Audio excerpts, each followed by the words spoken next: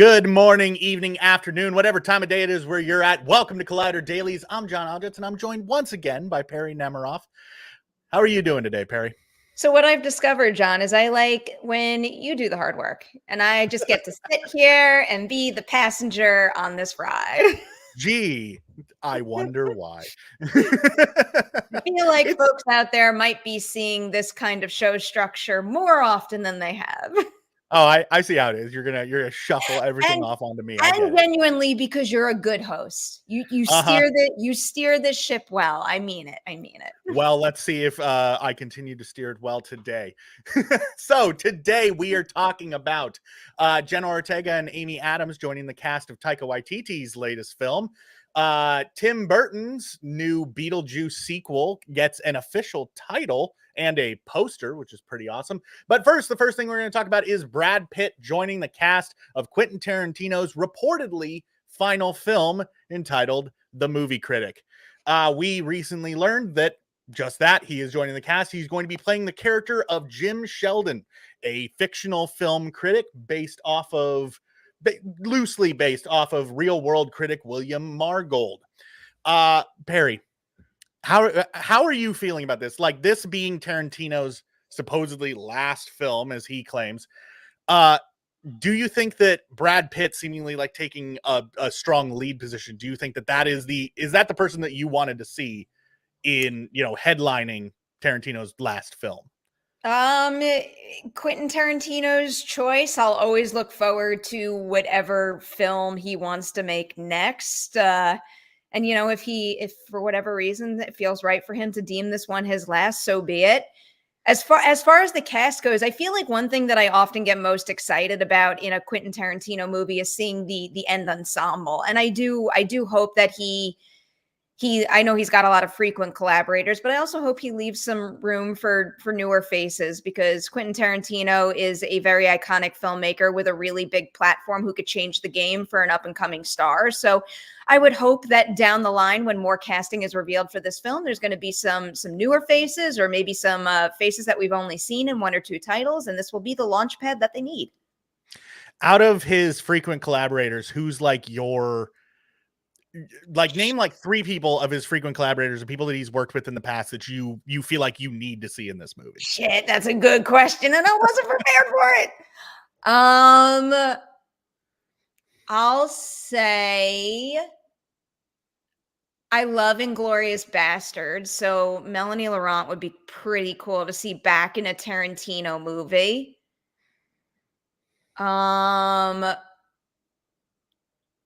Oh wow, there's so many options. I keep thinking about some of the ones from Once Upon a Time in Hollywood that were obviously credited in the movie, but they got very limited screen time. Like I thought was it Dakota Fanning? I thought Dakota Fanning made a lot with the screen time that she got in that film, and I wouldn't mind seeing her in a more substantial role in that. I'm trying to come up with a different movie that I didn't already name. I mean, this is probably an obvious choice for me, but put Samuel L. Jackson in every single movie that Tarantino makes. I mean, I was going to ask, what do you think the over-under on Sam Jackson being in it is going to be? I'm a diehard Sam Jackson fan, so I will never, ever say no to him being in a new Tarantino movie, or any movie for that matter. Yeah, I will say, obviously Sam Jackson being there would be great. I would like to see Leo back. I think the Leonardo DiCaprio did a fantastic job in Once Upon a Time in Hollywood, so it'd be great to see him back. Same with Margot Robbie. I would love to see her back.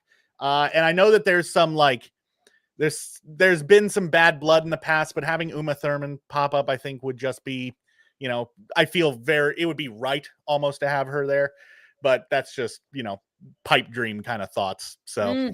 Oh, I like Sam's suggestion too. He said Dakota Fanning, but also Austin Butler.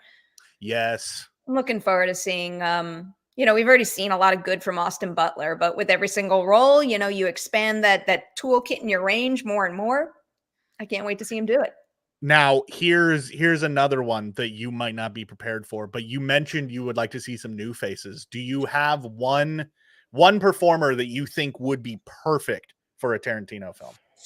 So I am going to say this person because they are, and I feel bad not saying both now. So I'll just say both of their names and use it as an opportunity also to tease Collider forces. But I swear it's not just a shameless plug. I genuinely believe that these are two of the most talented actors in this industry, and they're still on the rise. But both have accomplished a significant amount, and they're about to have a really big 2024. It's Aaron Pierre and Kelvin Harrison Jr.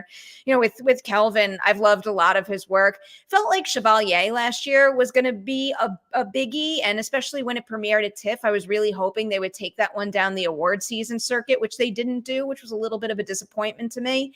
And then with Aaron, one of the first things I saw him do was the movie Brother, which I saw at TIFF not last year but the year before, I believe. And that movie to me again had like high quality written all over it, and such high quality that I thought if the movie got the distribution and the backing that it deserved, it would have been something, maybe not big enough to be an Oscar contender, but like at least Independent Spirit Award kind of thing. And that movie just seemed to fly under the radar in the States, which really disappointed me. But right now they're both in the new season of Genius, season 4.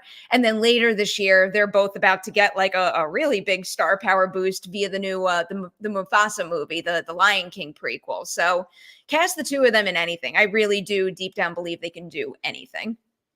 You know what? I don't think I have a better answer than that. So this is one of those situations where I asked you a question and just did not have anything. I feel like once in a while you'll catch me off guard and I'm going to give you nothing, but in that particular case, I was kind of ready.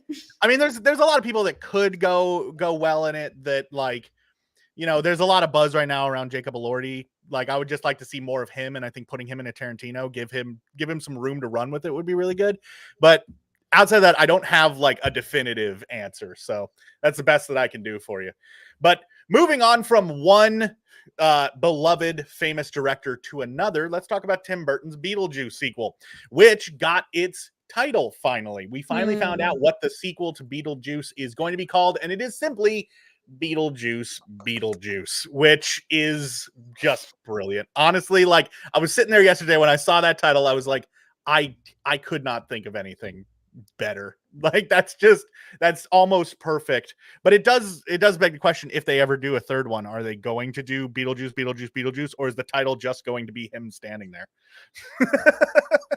I like that, but I feel like it wouldn't help them in the marketing part of the process. I think this title is friggin' brilliant. Brilliant, John. I always get so annoyed when, I don't know, sequel titles get like super convoluted, or they have to like put a number in it. I have no patience for that. Numbers only work some of the time. Like, specific titles, it flows, but Beetlejuice 2, I don't think that it doesn't feel right. I mean, like, when they put a number for like a stand-in with the letter, like now of course the only thing I think about is Scream 4, where I think the A was replaced by a 4, stuff like that. I don't know, it just feels silly to me.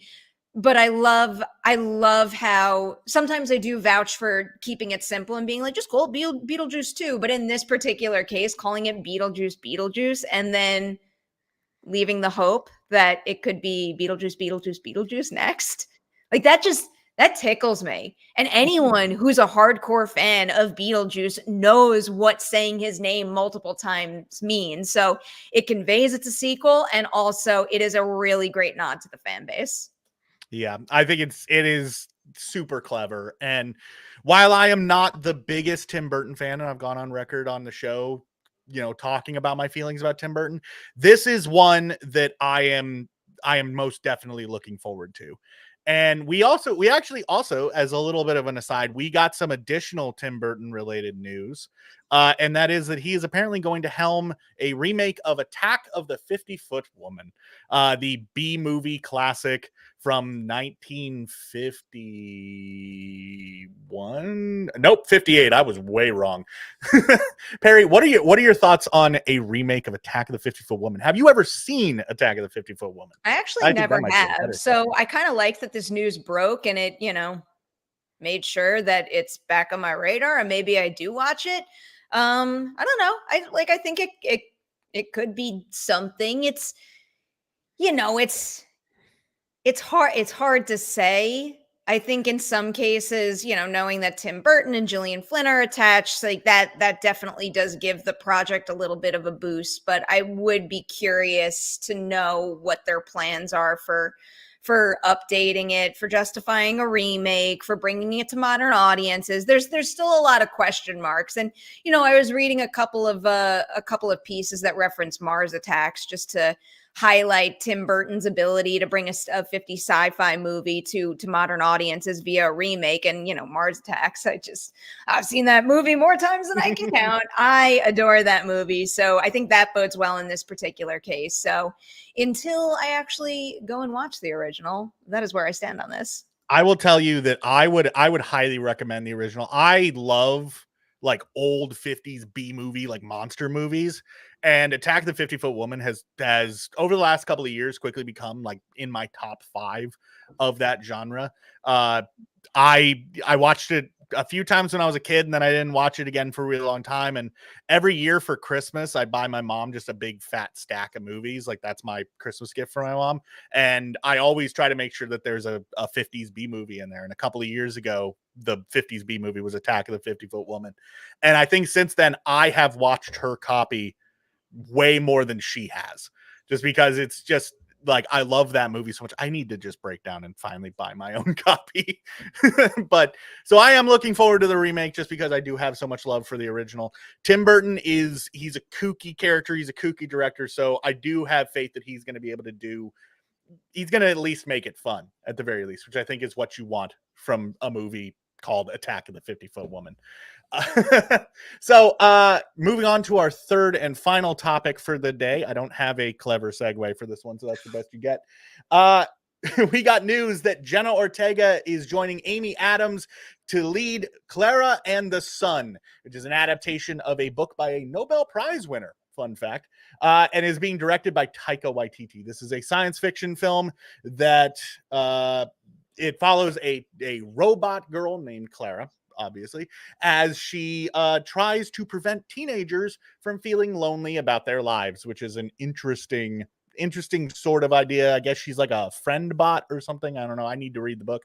But Perri, how do you feel about this idea of doing like this really almost kind of loose, soft sci-fi film starring Jenna Ortega, directed by Taika Waititi?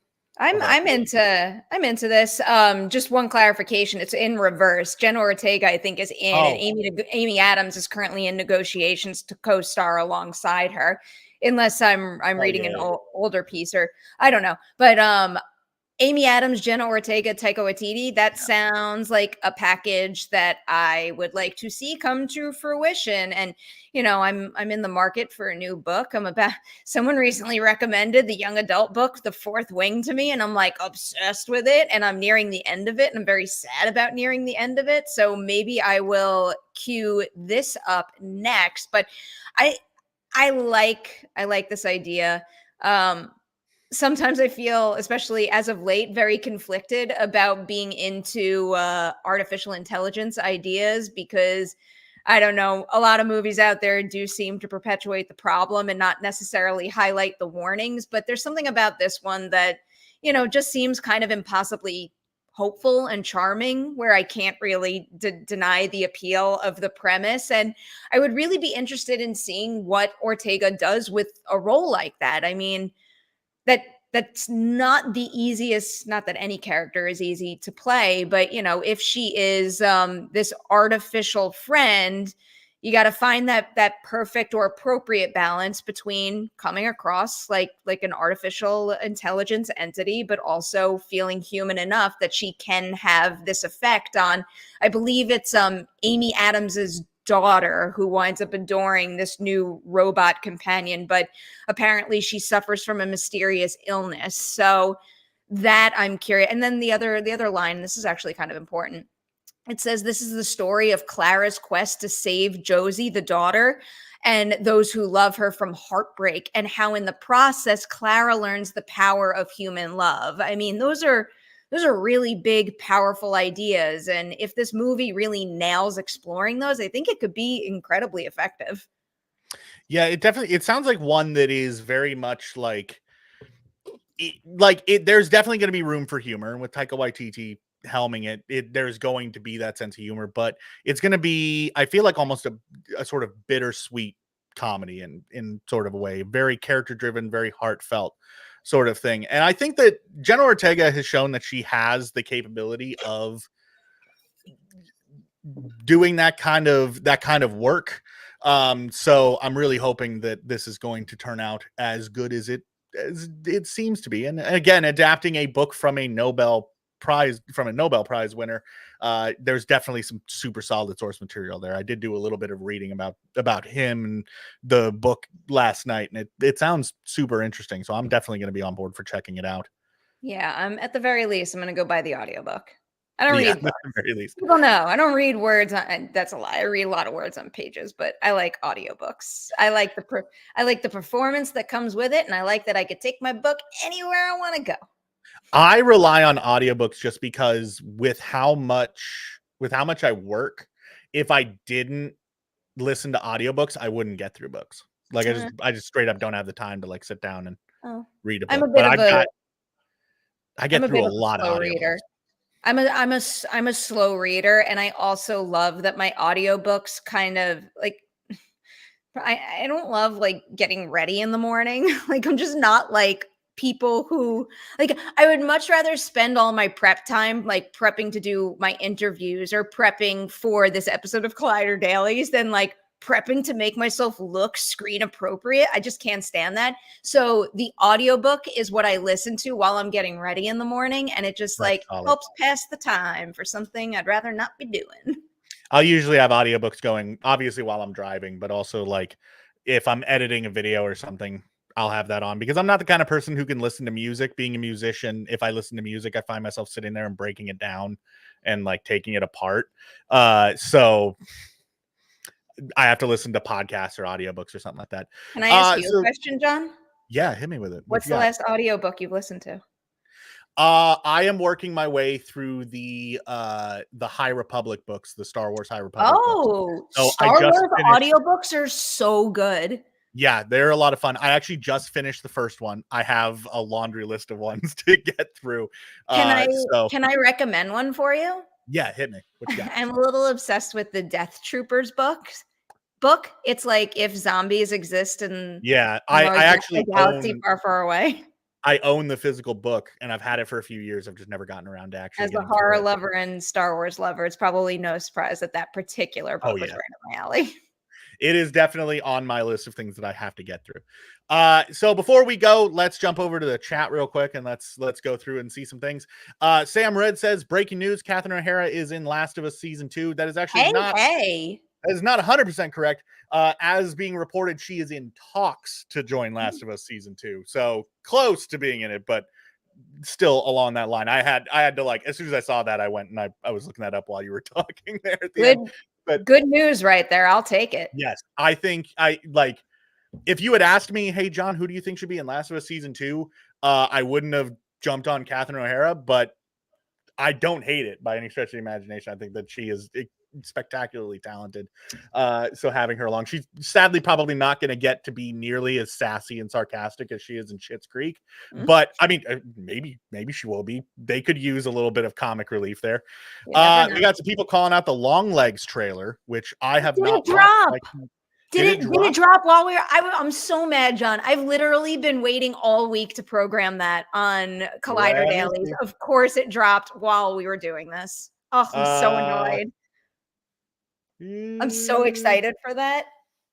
I'm seeing the teaser, which we've had for a while. I'm not seeing the trailer yet, unless it's on a platform that isn't popping up on Google, which is possible. MK Songbird says AMC's Twitter dropped the teaser. Ah, okay. Tommy, we can't do a live reaction because we have to listen to it, and then the video will get dinged. So we won't do that. But I'm gonna be very excited to watch it after this. That would be fantastic, and that would be something that we could do, but not for copyright reasons. So yeah, that's what we have. Some exciting stuff to end out the show.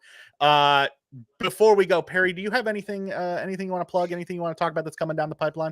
Yeah, I'm just going to emphasize that tomorrow is Collider Forces Day. That's when we're going to drop the episode with Calvin Harrison Jr. and Aaron Pierre right here on the Collider Extras YouTube channel. You'll be able to find it pretty early in the morning tomorrow. And, if you like it, it's always appreciated if you could comment on the video, if you can give it a thumbs up, if you could share it. I mean, all the basic YouTube traditional stuff, cliche plug right there, but which you should also do always for help. this episode of Dailies. Yes, way, that and as well. every episode of Dailies. That as well. We got to get better about that. I know that some people hate when people ask for that kind of stuff, but we should probably do that a little bit more. Subscribe, like, share. Yeah. Follow if you're listening to us on the audio platforms, all that sort of stuff. You didn't hear that right. I was about to end that by saying Gucci, like in you see 8th grade? Yeah. I love that movie. It's great. So good. Yeah, that's Gucci. Yeah. And so, yeah, definitely go ahead and check out Collider Forces, and also just check out collider.com. We got some fantastic stuff over there, fantastic interviews coming down, fantastic articles, all sorts of stuff. There will probably be a breakdown of the Long Legs trailer. Also, be sure to check out our social medias, because judging by the fact that Perri is so excited about Long Legs, I guarantee you she'll probably tweet something about the trailer. So if you want to get her thoughts, that would be the place to get it. Just the same as mine. I will actually go watch that after this. So with that being said, that is the end of this episode of Collider Dailies and the end of this week of Collider Dailies episodes. We will be back on Monday with our usual stuff. Same bat time, same bat place. I hope you have a fantastic weekend, and we'll catch you on Monday.